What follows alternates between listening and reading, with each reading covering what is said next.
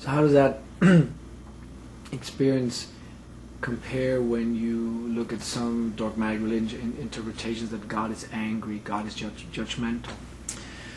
Yeah, after my experience, I spent a lot of time looking for the spirituality in many faiths. I wish I could say all faiths, but I haven't got there yet. I'm working on it.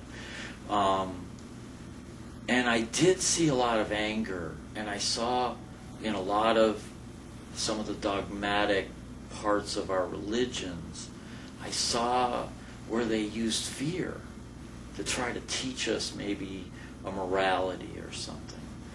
And I think that may have been appropriate in an earlier time. I don't necessarily feel that it's appropriate today as much. Although I'm trying to be tolerant of others in their path. So there may be some people that are still getting benefit from having fear teach them a certain morality, you know.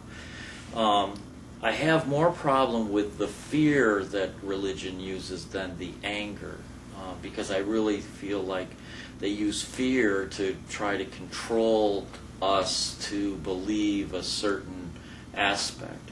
But when you distill the fear out, that's where the underlying spirituality exists within religions, I believe. And if you really look past that to the core, to the root of what the teaching is, then you can distill out that spirituality. Because besides Christianity, and when you start to look at more of the Eastern beliefs, they use a lot of structure. And sometimes fear as well. They have some deities that are very fearful looking and fierce, and they're going to drive away the unpleasant parts of our humanness, you know. And then they have beautiful emanations or goddesses of compassion, you know, that are to imbue us with those more positive elements.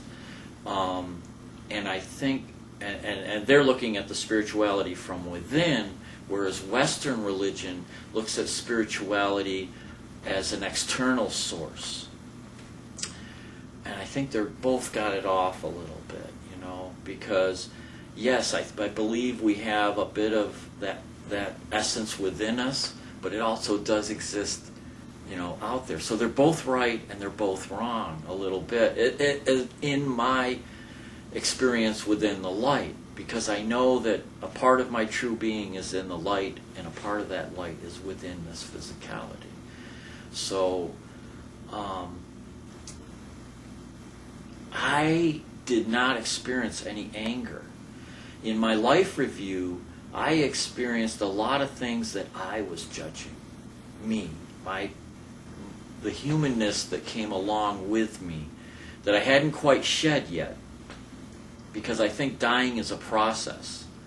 And I think when we reintegrate into that light, some of that it takes a while to distill some of our attitude and leave it behind. I think we bring some of it with us for a while. And I was judging my life's experiences, but my soul family wasn't. There was no judgment in this light.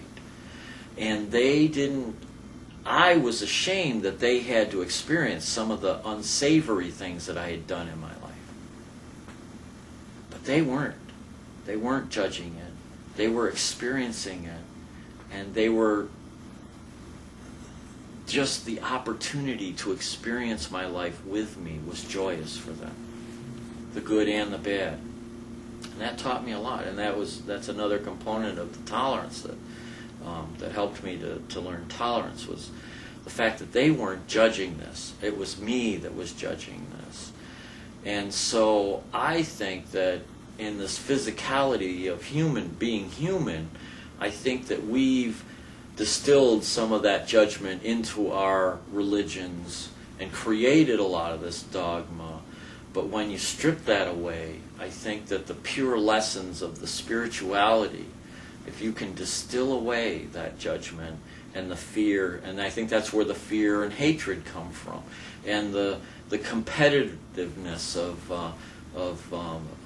my belief is stronger than your belief, and so now we're going to clash over that, or that my religion is older than yours, so it has more of the root text. I think that is just so ridiculous. Because when you really start to look, I've studied a few religions, and when you start to look at them, you start to see a lot of the commonalities. That when you strip away the text and look at the pure spirituality, that they have a lot of shared root spirituality between them. But we tend to get caught up in the words. We tend to get caught up in interpretations of it. And if someone, just like I was before my near-death experience, when I was a little less tolerant, if you didn't agree with my interpretation, then you were wrong. And I don't know. And I used to think that maybe I was better than other people. And there is no better and there is no worse. It's just perception is a good word. We tend to perceive things in certain ways, and it's not necessarily. And we're human and we're fallible. That's part of being human, and not beating ourselves up for that fallibleness, and not beating up our neighbors because they're fallible, because they're not going to be able to live up to our expectations. So I see a lot of, when I was in the light, no judgment, no hatred, only love. Here in life, it's easy to get angry. It's easy to learn hatred. If someone's been bad and suppressed you all your life, you're going to be angry at them. And it can be something that's very difficult to shed unless you've had some sort of spiritual connection, something that's going to allow you to let it go. I think a near-death experience strips all those veils that we've built up, all those walls that we create in life, and it strips it away from you, and it allows you to see your true being, who you truly are. And it's pretty powerful for a lot of experiencers.